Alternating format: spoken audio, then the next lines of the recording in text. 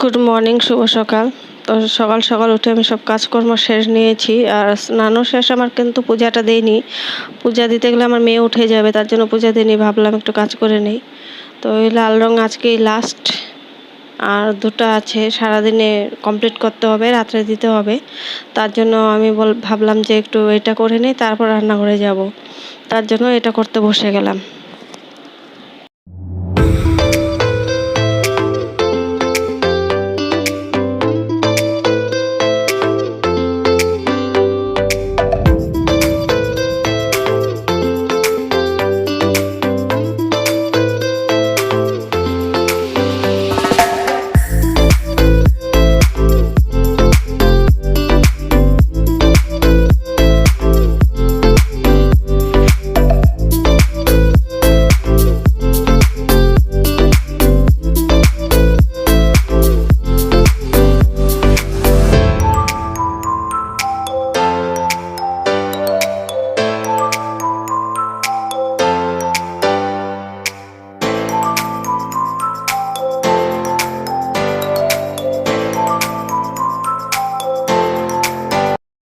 তো সেলাই করতে করতে অনেকটা দেরি হয়েছে, তার জন্য উঠে গেলাম। উঠে আমি স্নান টান করে ঠাকুরটা পূজা দিয়ে নিলাম আবার।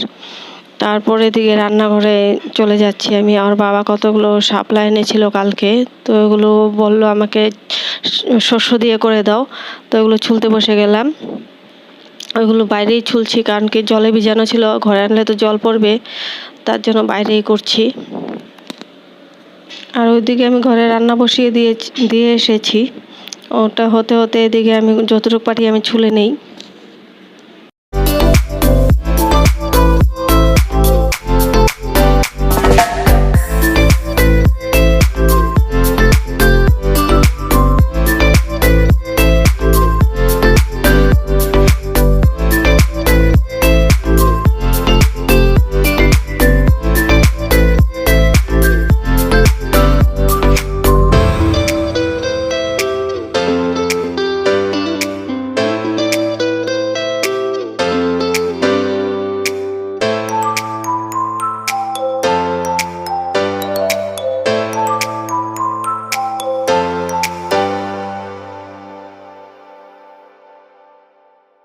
তো আমি শাপলাগুলো ছুলে নিয়ে আসলাম, আর এদিকে আমার মাছের ঝোল হয়ে গেছে।